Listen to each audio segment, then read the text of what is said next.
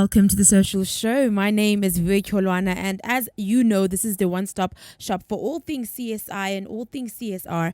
And if you are a little bit disoriented as to what you're listening to, you have to know that we are in the name of good work and good initiatives by corporates, but we also want to make sure that we are not cheated and the communities are served in the very best way possible. That is our point. The point is to make sure that communities are always kept up to speed as to what is going on in their own spaces, what they can do to improve their lives, how they can reach out to more corporates to get involved with them. That's what we do on the show.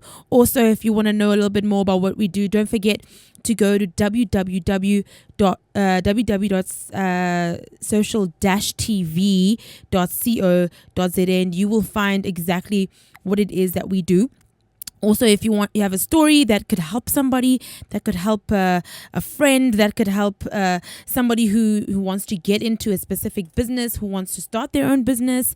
If you want to talk to people who are or get involved with disadvantaged girls, children. It was just Children's Day the other day. Please don't forget also that you can email me on press@social-tv.co.za and just let me know that you heard from Brand Live that you could get some help. Anyway, we're going to start off the day with the news because that's what we do on the Social Show.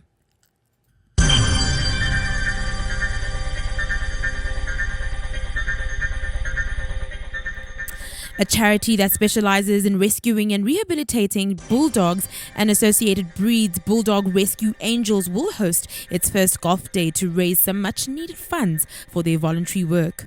Chantal van der Merwe, one of the volunteers and co-founders of BRA, said that it's been almost a year since the organization was established, and to date, they have rescued, rehabilitated, and rehomed a number of dogs already.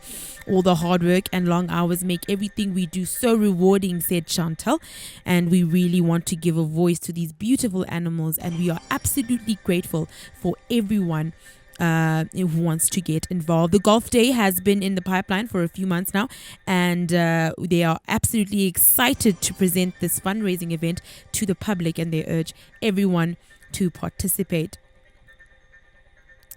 In other news, to celebrate World Play Day and highlight initiatives to give children and caregivers tools to transform everyday moments into playful learning experiences, Sesame Workshop and the Lego Foundation teamed up with Africa Tikkun, which saw Takalani Sesame Muppets, Kami and Neno welcome children and families to Africa Tikkun at Orange Farm for the day for a meaningful play activities day designed for the whole family to enjoy together. Sesame Workshop and the Lego Foundation share a commitment to helping children become creative, lifelong learners, combining the Lego Foundation's expertise in learning through play with Sesame's proven content development model. Their partnership brings opportunities for play-based learning to both children and caregivers in South Africa through the Play Every Day and Play Well and Be Happy initiatives. And lastly, in our news, Heart FM shuts down broadcast studio for 16 days to undertake youth-focused projects. Heart FM will once again take the microphone to the heart of Western Cape communities for the 16 Days of Youth initiative from the 1st of June 2017. The radio station will undertake youth-focused projects across the length and breadth of the province by broadcasting in its mobile studio for the first 16 days of June 2017. The initiative identifies projects in communities whereby the teams are able to bring people together to effect change. Last year, the journey encountered Magda Meyer in Paarl from Magda's Soup Kitchen. The Soup Kitchen fed over 2,000 mouths per month, and through Heart FM and its partners, Magda is now able to feed more than 20,000 people per month. This is affecting change in the community. This year, the journey kicks off in Horston and will travel to Grabo, Kenilworth, Heidfeld, Robertson, Worcester, Tugberg, Malmesbury, Constantia, to name a few. The aim is therefore to add emphasis on the challenges and sociology of each town while physically making a difference through our hands-on project, said Heart FM MD Renee Rille de Leges. And that concludes our news for the day.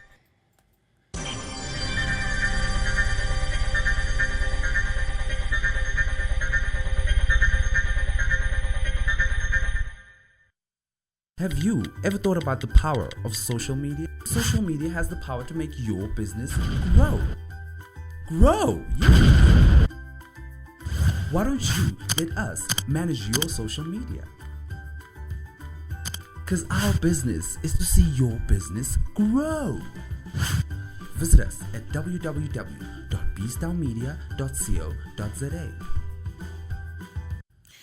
So a few days ago, I went to the very first launch of the T20 Cricket League, and the name of the T20 Cricket League is the Global League.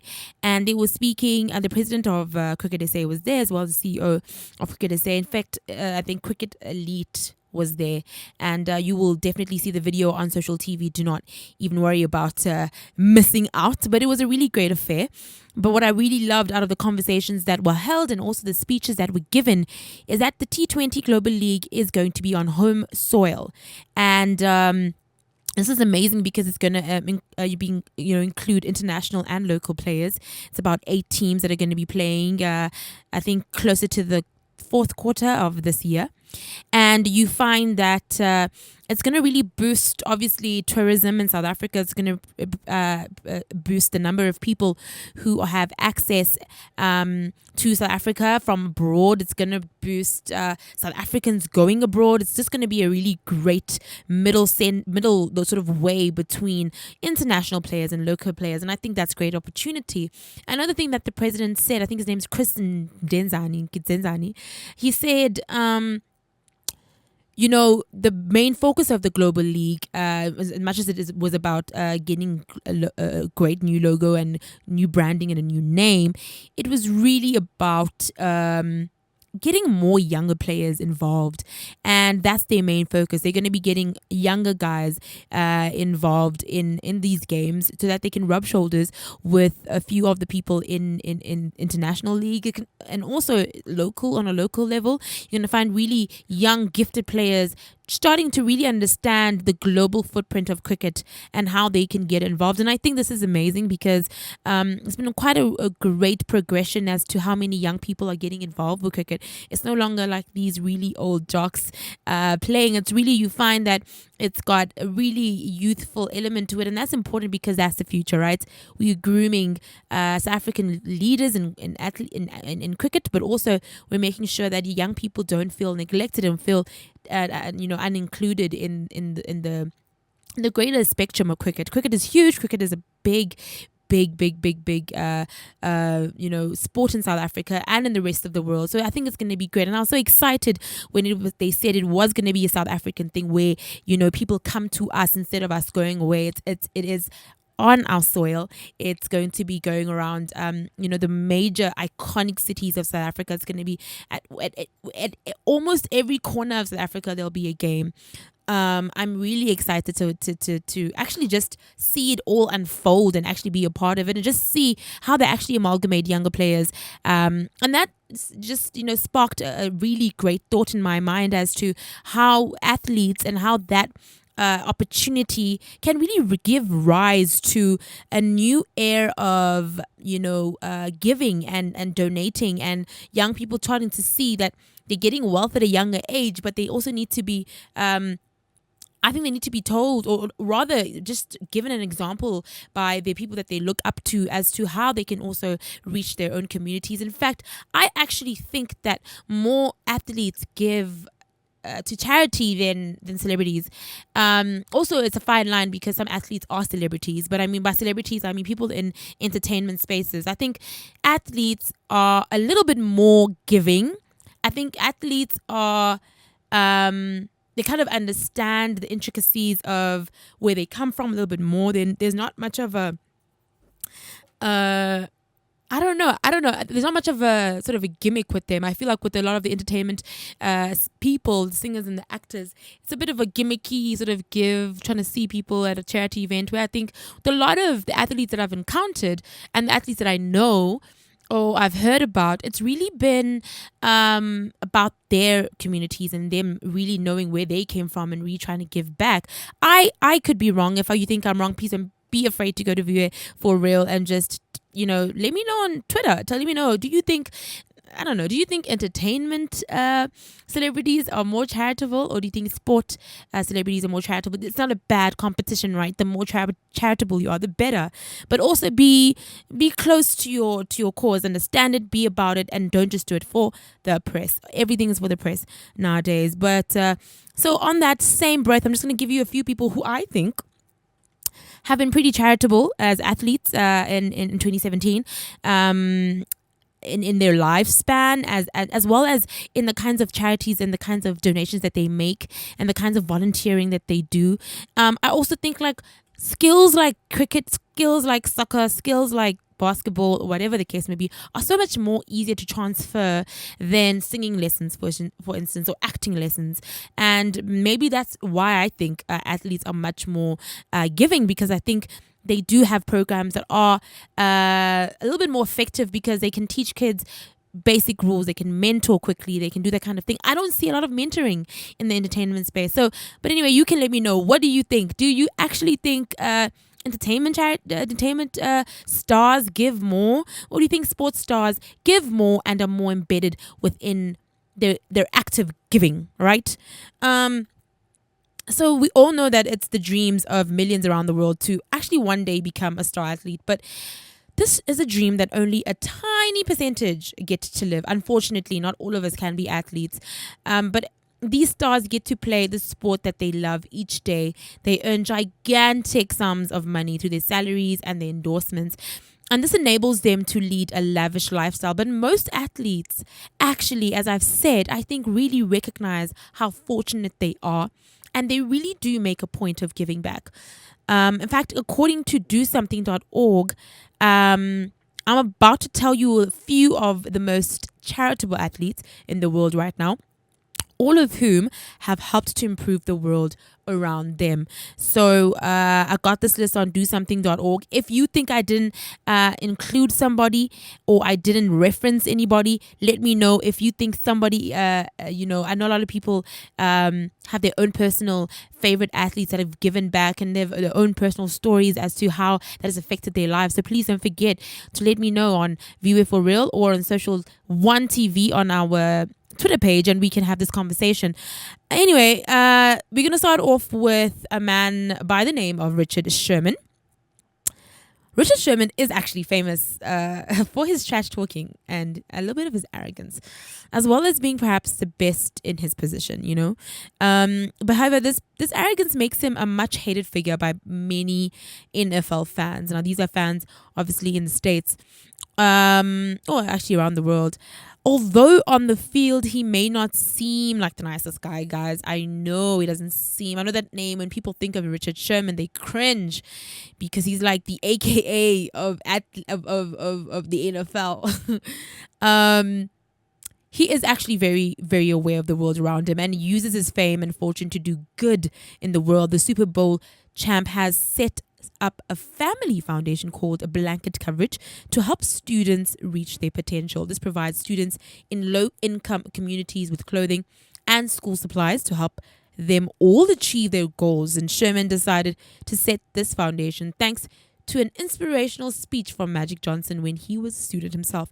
So just remember, next time when you are listening to somebody who comes to your school, or an athlete, whether it's an athlete, it's a CEO, whatever the case may be, remember how important it is that you listen and you sit down, because those kinds of messages can translate later in your life. I mean, Richard Sherman is giving back because of Magic Johnson. And that's another thing that I love about a lot of athletes, is that it really is a very motivational space to be in, because when you're an athlete, you have to do your best all the time. You have to be fit and you have to be focused. It's discipline. It's got so many amazing traits that you can learn. And on top of that, if you can be a good mentor to students, I think it's even 100% amazing. And I think I see a lot of it. I see a lot of athletes going to schools. I've seen a lot of times where, our own athletes, Wade van Niekerk and Caster Semenya, have been to schools to say, no matter what it is that you are going through, if I can make it, so can you. And I made it just because I was I practiced all day. I was disciplined. I knew what I wanted to do. I researched. I was focused. And those things you don't have to go to school to learn. Those are things that you can just watch and aspire to be like when you see them, because you then know that that's their strategy. And I think that's important to know. So Richard Sherman does make the list. Another one who made the list, who I thought was so amazing, is Monet Davis. Now, Monet Davis is like a 14-year-old girl, and who took the world basically by storm by appearing in the 2014 Little League World Series, as she became the first girl to win pitch at a shutout in series history. She's only the 18th girl to play, the 6th to get a hit, and the first African American girl to play. Hashtag Black Excellence, actually. Additionally, she is the first Little League player to appear on the cover of Sports Illustrated, and because of this, she has had a gigantic impact on the sports world. It's not just the sporting world she has an impact on. However, she's using her fame to help other girls have a better chance at a future. This is through designing her own line of sneakers, with the proceeds going to the Because I Am a Girl project, with goals to help 4 million girls in developing world out of poverty. Love, love, love Monet. Love it because, one, she's 14, but she understands the intricacies of those who don't have. And so many times we think, oh, you're young, so it's okay for you not to be vigilant, to be aware of the kind of work that you could do to help communities.